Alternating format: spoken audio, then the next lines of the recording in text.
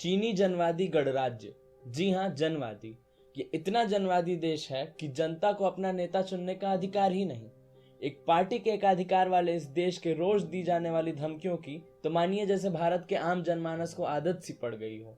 अभी हाल ही का मामला है जब चीन ने दलाई लामा की हालिया अरुणाचल प्रदेश की यात्रा के कारण भारत चीन संबंधों पर नकारात्मक असर पड़ने की बात कही और साथ ही पुरजोर शब्दों में कहा कि भारत को तिब्बती आध्यात्मिक नेता का इस्तेमाल बीजिंग के हितों को कमजोर करने के लिए नहीं करना चाहिए।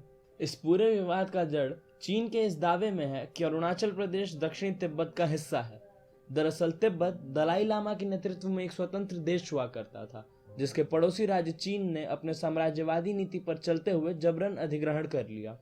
तिब्बत पर जबरन अधिग्रहण के बाद योजनाबद्ध रूप से यहाँ के मठों का विनाश किया गया, धर्म का दमन किया गया, लोगों की राजनीतिक स्वतंत्रता छीन ली गई, बड़े पैमाने पर लोगों को गिरफ्तार और कैद किया गया तथा निर्दोष पुरुषों, महिलाओं और बच्चों का कत्लेआम किया गया। लहासा पर चीनी कब्जे के विरोध में 10 मार्च 1959 को तिब्बती लोगों ने राष्ट्रव्यापी प्रतिरोध शुरू किया। चीनियों ने इसका ऐसा निर्दयतापूर्ण प्रतिकार किया जैसा कि तिब्बत के लोगों ने कभी नहीं देखा था। हजारों पुरुषों, महिलाओं और बच्चों को सरेआम चौराहों पर मौत के घाट उतार दिया गया और बहुत से तिब्बतियों को कैद कर दिया गया या निर्वासित कर दिया गया। भिक्षु और भिक्षुणियां चीनी प्रतिशोध के मुख्य निशाने थे। मठों और मंदिरों पर गोले बरसाए गए। 19 मार्च 1959 को दलाई लामा ने लहासा छोड़ दिया और अपना पीछा कर रहे चीनियों से बचते हुए राजनीतिक शरण लेने भारत पहुंच गए। उनके साथ निर्वासित तिब्बतियों का एक भारी जनसमूह था।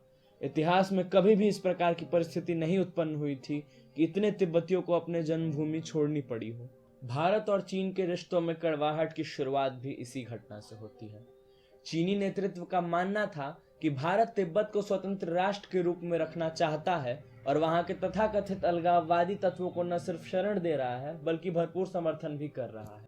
आजादी के बाद शुरुआती दिनों में प्रधानमंत्री जवाहरलाल नेहरू ने कूटनीतिक स्तर पर विश्व पटल पर अलग थलग पड़े चीन को भरपूर समर्थन दिया और संयुक्त राष्ट्र की मुख्य धारा में चीन को लाने का काफी श्रेय नेहरू को जाता है।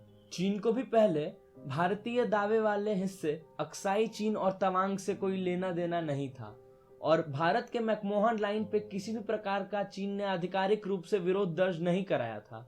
पर दलाई लामा को शरण देने से चीन के कार्यक्रम को बड़ा आघात पहुंचा और माओ ने भारत और नेहरू को सबक सिखाने का मन बना लिया, जिसकी परिणति भारत चीन के बीच 1962 के युद्ध के रूप में हुई, जिसमें भारत को करारी शिकस्त मिली।